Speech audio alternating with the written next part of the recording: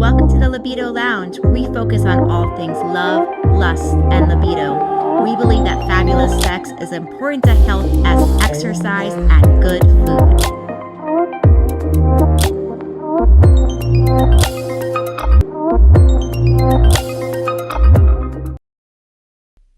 Hi, everybody. Welcome back to another episode on The Lounge. I'm your host, Dr. Diane, libido expert, and I am so excited to have a conversation with my very dear friend, naturopathic doctor, and the adrenal whisperer, Dr. Tricia Pingle today.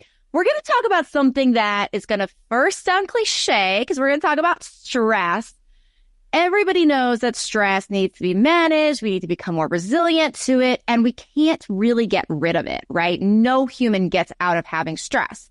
So we're going to go beyond the cliche today and really help you understand in more detail, like the direct impact that this is having on your hormones, on perimenopausal and menopausal transitions, on andropause, on just the hormonal changes in general around midlife, your age, your libido, and more. So we're going to get out of the cliche. We're going to get deep into some of the more important details that are important to understand. So thank you so much, Dr. Tricia. I'm so excited about our conversation today. I'm so excited to be here. Thank you so much for having me. Yeah, let's jump right in. So let's talk about this link, because I know so many people, like I said in introducing this, I know so many people have this awareness of like, oh yeah, stress makes my libido go down, which is true most of the time. Sometimes stress, of course, can make people's libido go up.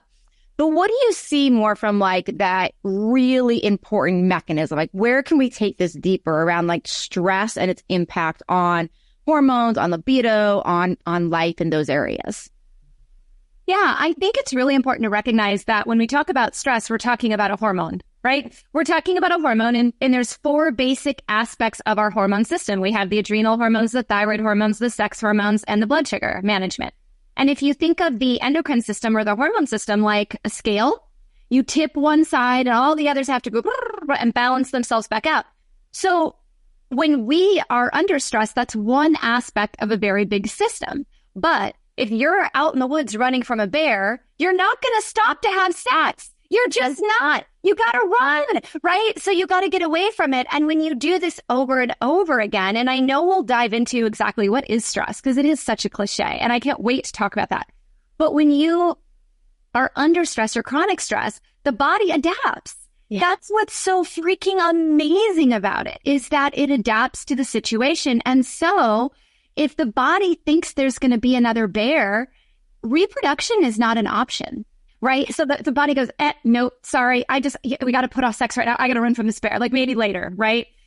So in a rare instance, it can, like you said, affect libido favorably, but most often than not, the body's in a protective state. And when it's in a protective state, it doesn't have sex. And I think most women can agree that we have to be in a certain mindset to really enjoy sex. We have to be in the zone. And when we're busy worrying about what bear is coming around the corner, we just can't get there. And I think that's a similar thing too. You know, you're the expert on that, but just remember it's a huge complex system that all has to balance each other out. So they're all important to consider when you're talking about libido.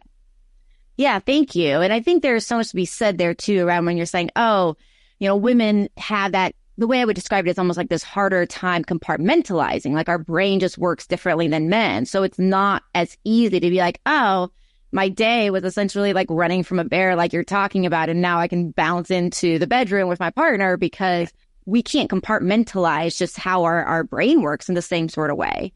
So then what about like directly on like hormonal cycle? And you mentioned blood sugar. And I think that's a really important thing to bring into this conversation too, like that true link between stress and our stress hormones and the blood sugar balance and libido. So can you talk about some of those things as well? Yeah. Well, once again, if we're talking about blood sugar, let's say there's an insulin resistance, right? There is this relationship between insulin and cortisol. They feed each other. So if you've got high cortisol, you're getting higher insulin. You've got higher insulin, it causes stress on the body. So it's just this ongoing like cycle. And that's survival. We need sugar to run. So if the body has to choose, I'm going to use my metabolism to create sugar so I can run from the bear, utilize all these muscles, or am I going to stop and relax and get it on with my partner? It's going to choose blood sugar. So any inflammatory state, any disease state, any blood sugar issues are internal stresses. And this is one of the things that I think I'm on a mission to redefine what stress means, because I don't think we understand. I think if I ask anyone, hey, are you under a lot of stress? They're like, no, my life's pretty good. I mean, I have a husband, I have a kid, day-to-day stuff. I do a lot, but whatever. We automatically go to the external, which, as you said, it doesn't really go away. There's always going to be stimulus coming at us. It doesn't matter. And with our age of technology and how busy we keep ourselves, it just keeps coming. But what we have to recognize is that the body is like a machine. It's like a conveyor belt, and its production is energy. It produces ATP. So all these things have to happen in a certain order, nutrients, whatnot, to produce energy to feed the cycle again.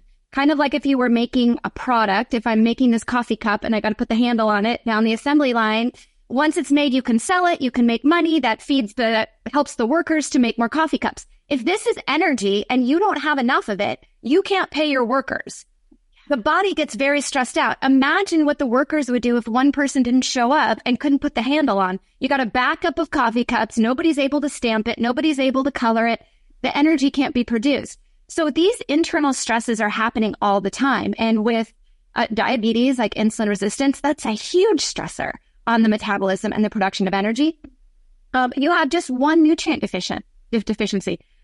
When we're talking about the bear, when you're running from the bear and you release cortisol, you deplete B vitamins, you deplete minerals. These B vitamins and these minerals are essential in the production of hormones, in the transfer of hormones, in the breakdown of food into energy. So if you don't have that handle, if that person doesn't show up, the company is very stressed out. And so I think we really need to pay attention not only to what are the external stressors, which are important. How do we think about them? How do we look at them? How do we set the mindset to gratitude and love and joy and acceptance in some respects? But then also work with someone to really define what are the internal stressors, nutrient deficiencies, microbiome, hormone excess and deficiency, where in the pathway is the hormone impacted? All of these little tiny things are so important. Stress is so much more than a big life event. And I think that's really, really important for people to understand, because I think it's where people get stuck. They say, hey, doc, I'm doing everything right. I'm taking the hormone. I'm eating right. I'm exercising. I'm trying to reduce my external stress, but they're not looking at what's happening in their assembly line. Yeah, it's such a great analogy. I love that analogy so much, because I think that is where that cliche component comes from around like you said, yeah, doc, I've heard it a bazillion times. I know to reduce stress. I know stress kills. I know stress has all these problems. But you're right. There's not as much look at what are the stressors that are internal? What are the stressors that we can actually control and do something about? Mm-hmm. And from that standpoint, and in relationship to hormones and this libido conversation, where do you think, so obviously, we need to do things like check our blood sugar, make sure that's good, make sure we don't have gut microbiome issues, the nutrient imbalances, all these things that you are mentioning. What other things do you think people should be doing to even think about, is this a problem for me? Because I think another thing that happens too, and I know this happened to me for a long time, because my mom was I always heard my mom growing up saying things like, oh, I'm tired, I'm getting older. And then when I started reaching my 30s and 40s, these landmarks, and realized oh, well, I actually feel better, more energized with age.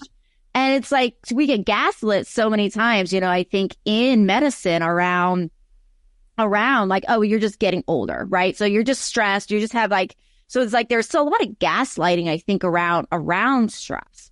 So my question then is, where do you find that, how do you advise people from a standpoint of actually being able to think about, is stress truly a problem versus just something they should just try to manage? How do people begin to say, disassemble that? Yeah, my favorite is, oh, it's just stress. Take care. Yeah, exactly. That's stress. Those words drive me insane, because I'm it is stress. That's a problem. I think to start, first of all, we all are impacted. We all have external and internal stressors. No one can escape the impact of stress. It is that. It is. And I think first realization is we are all dealing with this on a daily basis. If you just look at the air we breathe and the toxins we breathe and the food that we're exposed to, and we all probably have some sort of stressor, right? Somewhere. So I think number one, I always say, identify the bears, which is the external stuff. What sets you off? And sometimes it could just be, I always laugh, like in a work environment, like let's say you're having lunch and the person next to you is like chewing their food weird and it just drives you insane. There's a bear right there. What? Yes. Nervous system said, I don't like this person, right? And anytime that you have that overreaction to something and you find yourself overreacting. I remember I was in early practice and I think one of my sons was about 2 years old and he kind of waddled in the kitchen and said, sandwich, like he wanted a peanut butter and jelly sandwich. And I freaking snapped at him like, that's something. And I thought, oh my God, I'm a horrible parent. Oh my God, I'm such a horrible parent. How could I snap at that child like that? But it's this immediate reaction. So I think being really humble and recognizing that we all do it, okay? You're not a bad person. What we're doing is our body's trying to communicate with us and tell us this is a stressor, this is ticking you off, and then really start breaking that down. Why does this bother me? How can I look at it from a different perspective? I've lost my entire family. My mom is gone, my dad, my grandparents, everyone that I grew up with is gone, and they were all gone either tragically or young. And I think me stuffing that down and not dealing with it and not working at that created so much more stress in my body. There comes a point where you have to just look inside. You have to get the lab work. You have to look at how you want to look at your life, how you want to live your life. I got to a point where I was like, if I don't start finding joy, if I don't start reconnecting with me and I don't start listening to what my body is saying, I won't be here. I will be gone with them. And that is not an option for me. I want to feel better and better the older I get. And I'm with you. I'm 48. I've never felt more energy in my entire life. I've never been more joyous in my entire life. But that did not come without a complete breakdown of my character, like to the point where I was like, I'm not going to make it, but can't be yelling at my kids either. So start with really just being honest with yourself and listening to your body. If there is a medical thing going on, low thyroid, insulin, low testosterone, whatever it may be, find someone to help you figure out where those internal stressors are, and then really, really take ownership of the things that you might be stressing about that you have no control over.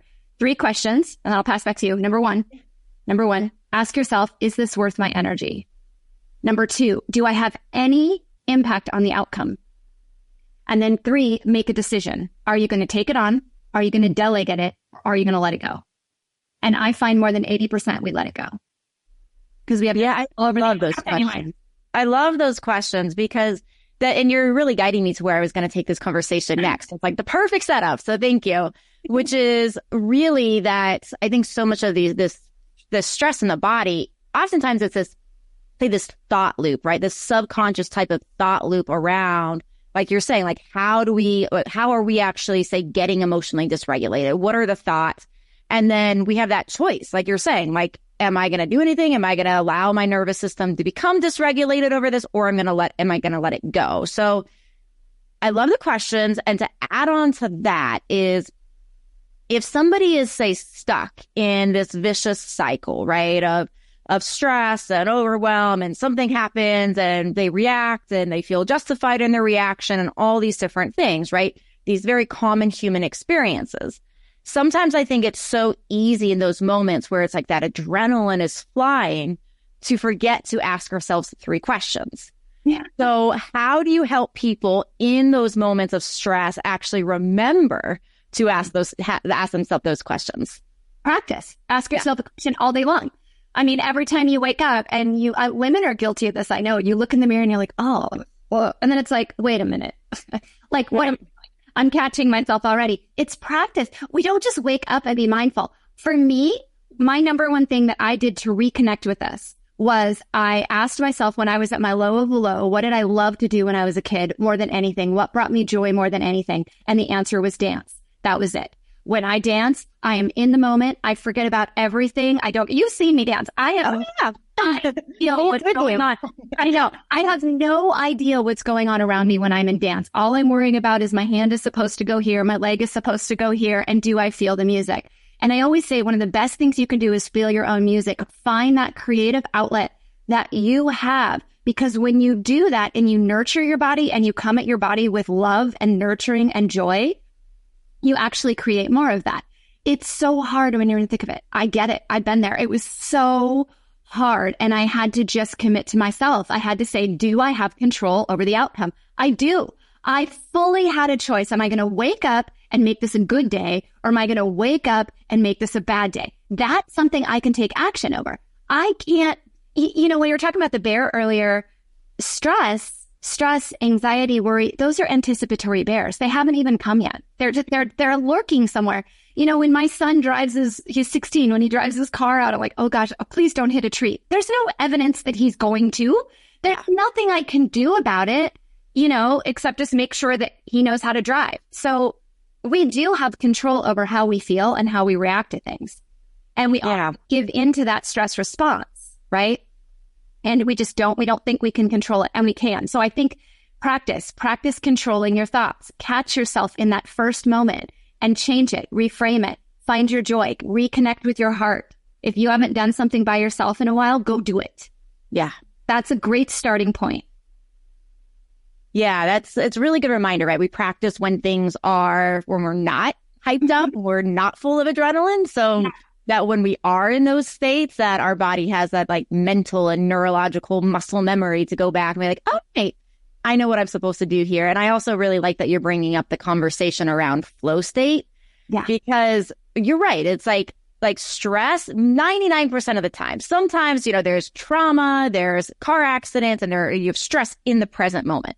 Right. So sometimes stress definitely exists in the present, but most of the time, like you said, like you're worried about this thing in the future, this thing in the past that either never happened or you can't change it, So it's, what are you going to do? So, and you do handle the moment, that acute moment, much more sharply, with more focus, more completeness. If you're not worrying, if you've unloaded the 80% of things that you worry back on a day that you have literally no control over, and you also get way more energy, better sex drive, better hormone management, better metabolism, better breakdown of your food, less risk of cancer, less risk of heart disease. I mean, it's a win-win. Yeah, I love it. Mm-hmm. What about things that I think are really common cultural problems we're having, such as our cell phone dopamine types of things, where we have push notifications and dings going off on our phone? Like, what do you feel like some of these things where we're constantly being inundated with, like, do this now, check this now, attention here, attention there? How do you feel like that is impacting us at this point? Significantly. Those are bears. The body does not know the difference between a ding and a cell phone, and some other stressful event. It just knows, oh, I'm on alert. What was that? If you were falling asleep behind a tree after taking a long hike and you start to fall asleep, you hear a rustle in the bushes, right? You're going to jump up and think it's a bear, right? So our cell phone, we've been trained and adapted to be stimulated all the time that we don't even notice. And that's what the problem is we don't notice. That's why everyone I talk to says, no, I don't really have a lot of stress, or they're so bogged down in it that they can't see the lesson or the joy in it. It's a problem. It really frustrates me with our children, because so many kids are just growing up with a screen in front of their face and not feeling the moment, not putting their feet in the grass, not going outside, and those types of things, which are really, really important for us as humans to be a part of nature. We are part of nature. It's just, and we're meant to be in a community. We're meant to see people face to face. And although I love that I can do this interview over Zoom, it's cool. Like, technology's awesome. The interview would be at a whole nother level, right? If we were sitting in the same room together, because there's a sharing of energy that's happening. So this idea of social media, where we're, quote, more connected, ironically, we're far less connected than we used to be. And it is shown in the blue zones and all of that the healthiest areas have community. They have support. They cook together. They eat together. They play together. They support each other. And we're losing that as a society. And I think one tip on that, set a hard stop on your phone. Put it in a drawer. Yeah. Right? I know a lot of people do no phones at dinner, which is definitely a rule in our house. But I say hang it up. When my parents used to go to work, they'd drive to the office, check their voicemail, answer their work, close up the shop, come home, and nobody could reach them. So we can still implement that. We have that power. And if you're afraid to shut that off, this is coming from a concierge doctor, right? I'm be reachable all the time, right? But if we're afraid to shut that off, that's a very good sign that you have a lot of anticipatory bears that you need to pay attention to. I need to chill out a little bit. Yeah. Absolutely. Yeah, I couldn't agree more. I take Fridays off, and my patients are very, very clear that like, you won't hear from me on a Friday because that is a time that I don't want to be on my phone. I want to be recovering and that's what I think, like, when we're thinking about the motivation, right? It's like, how do we motivate ourselves? Well, I motivate myself on Friday because I want to come in on Monday and know that my brain is fresh, that I'm ready to go, that I've had the recovery time so I can show up completely full, which I have learned in my own work that having that extra day to not be on my devices all day makes a huge difference for that. So couldn't agree more. Well, in our final minutes together, I want to make sure, one, that people know about your adrenal quiz that you have, that you offer for free, and like a little bit about that. We'll put the links to that, the links to your website, how to get a hold of you, how to work with you, information about your book. All of that will be in the show notes. So can you, two things. One, tell us about your free adrenal quiz. And then two, I'd love to hear if there's any like wrap up thoughts of like, we didn't say this today and everybody needs to know this. Number one, yes. On my website and in the show notes, there'll be a link to an adrenal quiz. All this is kind of going through some of the symptoms that you may have that maybe you're not quite linking to stress. So it shows you, hey, there might be an issue here at different levels of stress response, and you should really seek someone to help you with this. And so I really encourage you to do it. It's free. Really kind of helps guide you to maybe some of the symptoms you're having and how they're all playing together in that assembly line we talked about. And the second question, final thoughts. I think that when we get caught up in that overstimulation cycle, we start to get overwhelmed with the idea of making a change because we feel like we have to do it with perfection. You know, we'll start this after the holidays. Oh, I can't commit to a diet 100% and an exercise 100% right now. I'm just overwhelmed. I've got this, that, and this. So my advice would be that health is cumulative. It's like a bank account. If you put, out of your paycheck every 2 weeks, you put a little money into your retirement so you can party when you retire. Do this thing with your health. This is never about perfection, ever. If you try to do it perfectly, you will not. Managing stress is exactly that. It's managing and becoming resilient. You're not going to be perfect at it. In fact, if you are, I would argue you're not human. That's also really boring to be perfect all the time. I much prefer to fall down and get back up. I think I'm the queen of resilience. I think I've fallen so many times I should be bruised like from head to toe, yet I'm not, right? Because I learned from these experiences. Start with one choice. It's just a choice. Am I going to eat this or this for breakfast? Am I going to take this street or that street, right? You have a choice with every single thing that you do in your day. Make one choice every day towards your health bank and you will see benefit. Don't overthink it. That's my advice. Just start with one thing. It will become more habit and you will get healthier. So I just don't want people to be overwhelmed because stress is overwhelming. It really is.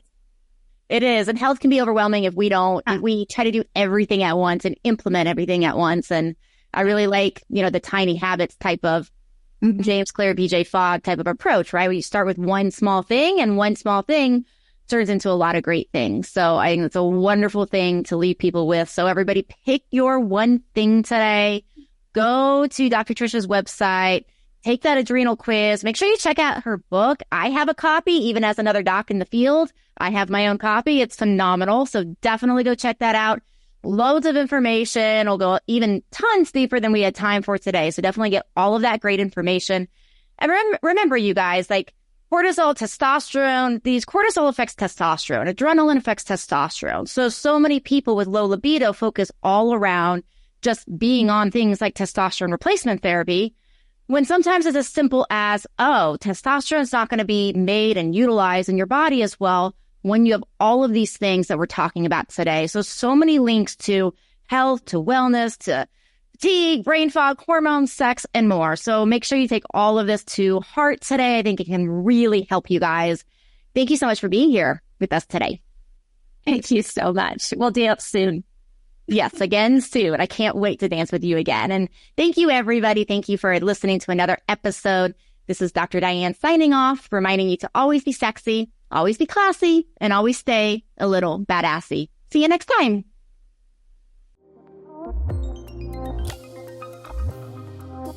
Thank you for listening to the Libido Lounge. Please don't keep me a secret. Please share this with your friends. You can find me on YouTube, on Instagram, as well as how to work with me at mylibidodoc.com.